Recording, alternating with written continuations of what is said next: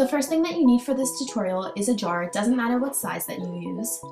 Then you'll need some glow-in-the-dark paint. I just picked up this Tulip brand paint from my local Michaels, and it doesn't matter what colors that you do. I did yellow, green, and blue, but more colors adds more dimension. Then you'll need some paint brushes. I picked these up for about $2, and it helps if they're long so that you can really reach in the bottom of the jar. Then you'll need a paper to put your paint on. This is just the back of a magazine with a Target ad on it. And then for the optional additional step, you'll just need some average school glue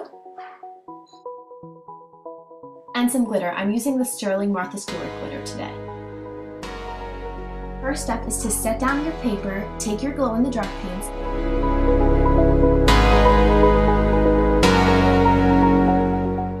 and then squirt some of the glow-in-the-dark paint onto the paper or magazine that you're using so that you can easily reach for it while you're painting your jar.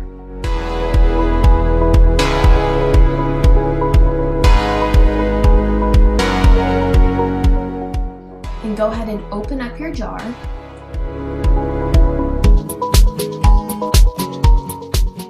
Grab your brush and start dipping it into the paint.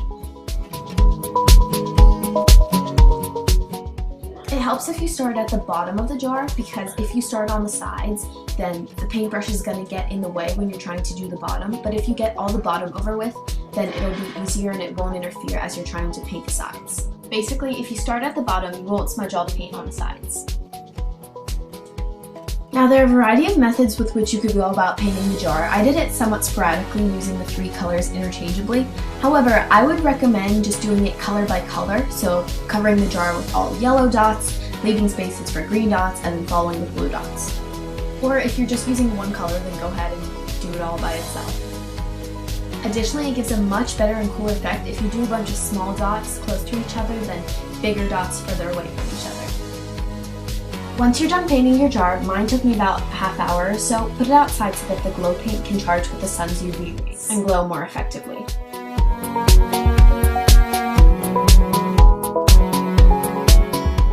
So an additional step that you can take to make the jar really pop is take the flat part of the lid, take your brush that you were using earlier and dip it into school glue. I actually filmed this, but it got cut off for some reason. And basically sprinkle the glitter onto the glue. You want to make sure that it's thin so it doesn't get all ruined. And basically sprinkle the whole lid with the glitter. At the end, make sure to tap off and collect any glitter excess that you have.